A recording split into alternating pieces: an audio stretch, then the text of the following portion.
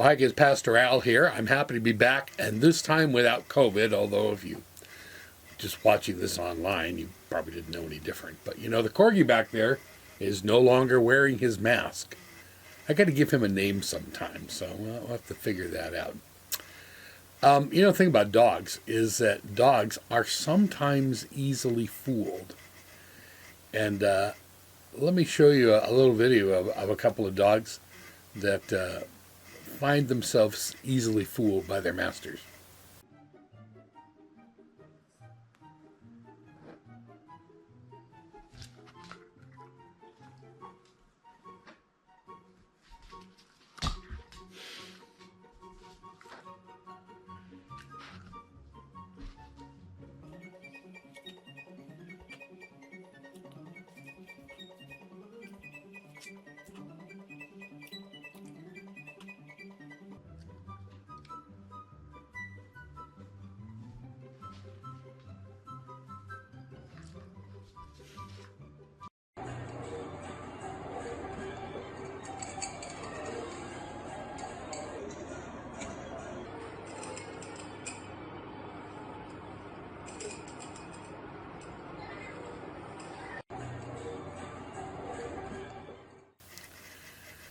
That's pretty funny, huh? But let me tell you, there are some dogs that are not as easily fooled as others. I have a corgi at home, and he's pretty smart, and corgis are not as easily fooled as other dogs are.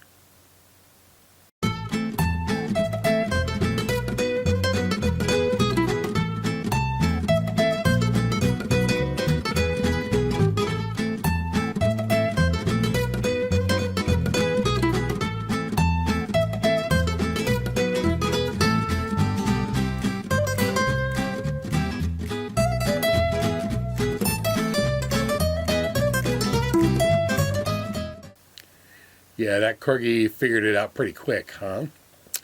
So why am I showing you videos of dogs with invisible treats? Well, for kind of an odd reason.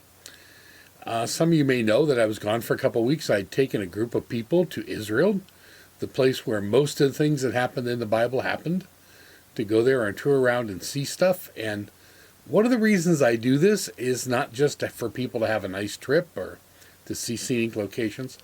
I like to take them to places where things happened in the Bible because it makes it more real for them. You know, we hear a lot of what we call stories in the Bible, and in some ways they're just like other stories that we hear. And, you know, is the story in the Bible any more real than the stories we read in, Harry Potter? The answer is when you go there and you see things, you realize that, yeah, they probably were. Because everything fits. Let me show you a picture here. You guys have any idea where this is or why I took our group here on a big tall hill to look down in this big valley? Well, I'll tell you why. Because 3,000 years ago, this is where David fought Goliath. Here's another little picture to show you some of the facts. We know where the Israelite camps were camped. We know where the stream was that David picked up stones. We know where Bethlehem was that David came down from bringing food for his brothers. And the only thing we're not entirely sure is which of the hills the Philistines were camped on.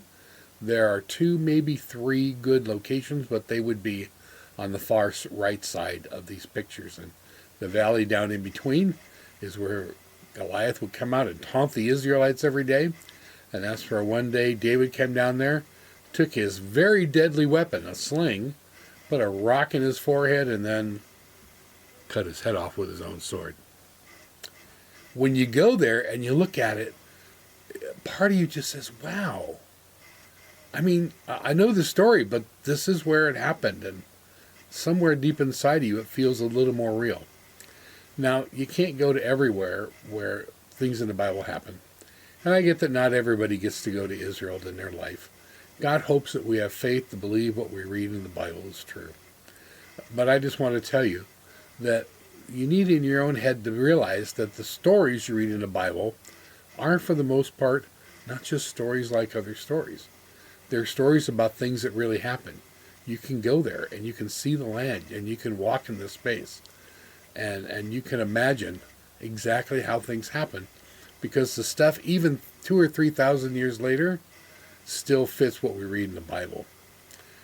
It's hard sometimes to think about the Bible being as real as we know other things are, particularly in a world where we see pictures of everything and we watch stuff happen on television, and we have this phrase that if you don't get a video of it, it didn't happen. Well, all the things you read in the Bible happened, and they didn't have cell phones in their pockets then, but they're real, and we need to treat them like they're real and believe them like they're real. And sometimes we get a special little grace where we get to kind of go and see where it happened, and that makes it a little more real. But before you saw these pictures, it was still real. You can trust what the Bible tells you. It's not there to be a science textbook or a history textbook. It's there to guide you to the love that God has for you in Jesus Christ. And that's how we always read it. But the stuff in there is real, and the God that we worship is real. And God's love is very, very real. And I want you all to know that. You have a great day, and I'll see you next week. Bye. God's story, David and Goliath. So part of God's story is about the time David fought Goliath. And it begins like this. David was the youngest of 8 brothers. His job was being a shepherd, which meant he spent all day in a field watching sheep eat and roll around the grass. Meanwhile, some of his brothers were off with the Israeli army preparing for war against the Philistines. The Philistines were one of the toughest armies the people of Israel had to fight. So one day, David was taking food to his brothers because his dad asked him to. But when he got there, his brothers accused him of coming so he could watch the fight instead of the sheep. Since David knew in his heart he was just obeying his dad, he didn't mind being misunderstood. Anyway, while David was there, he saw a huge Philistine man, more than 9 feet tall, step onto the field between the 2 armies. He was wearing a thick helmet and armor and carrying huge weapons. His name was Goliath, and he was definitely used to being the winner. David found out that Goliath had been stepping onto the field like this every morning for the past 40 days and saying, "Give me a man and let us fight each other." But nobody from Israel was brave enough to fight him, even the king. Well, David didn't like that this giant was intimidating the Israelites. After all, they were God's special family. And because God was with the Israelites, they could have courage in any situation. So David, who wasn't even a soldier, told the king, "I'll fight against him." Now, the king thought David was too small, but he really wanted someone to fight Goliath. So he gave in. And David knew he wasn't strong enough to beat Goliath by himself, but he believed God would be with him. So he said, "The Lord will rescue me from the hand of this Philistine." The king hoped David was right. He even had his own weapons and armor put on David, but they didn't fit him. David decided to go into battle in his regular clothes. That's how sure he was that God would help him. Anyway, David went to a nearby stream and chose 5 smooth stones to use with his slingshot. Then he walked onto the battlefield to meet the massive Goliath. When Goliath saw how wimpy David looked, he was furious. He thought he'd get to fight the Israelites' strongest warrior. He said to David, "Am I a dog that you come at me with sticks? I'll give your flesh to the birds and wild animals." David might have looked like a wimp, but he was actually really brave. In fact, he was so brave that when he was taking care of sheep, he fought off bears and lions. Because God helped him protect his sheep, David knew God would help him protect this special family. David said, "You come at me with a sword, but I come at you with the name of the Lord Almighty." He was explaining to Goliath that God was more powerful than anything. He also added that he would feed Goliath's flesh to the birds, which made the giant even more mad. Then David took a stone, put it in the slingshot, and slung it at Goliath. Goliath didn't even get a chance to swing a sword because the stone hit him right in the forehead and sunk in deep. He face-planted straight into the ground. Nobody could believe it. Then David ran over, took hold of the giant's sword, and drew it from the sheath. He took the sword and cut off Goliath's head. David carried the head all the way back to Jerusalem. And when the Philistine army realized Goliath was dead, they started running away like a bunch of scaredy cats. The Israelites chased the Philistines, shouting loudly. They had won. God used David, who was just an average kid, to rescue his people.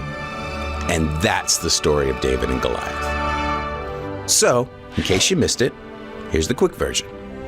David was a shepherd. He brought his brothers lunch. He saw Goliath. Goliath scared everybody. David wasn't scared. He knew God was stronger. David fought Goliath. He used one stone. God helped him kill Goliath. The Israelites won. God's people were saved. And that's a part of God's story.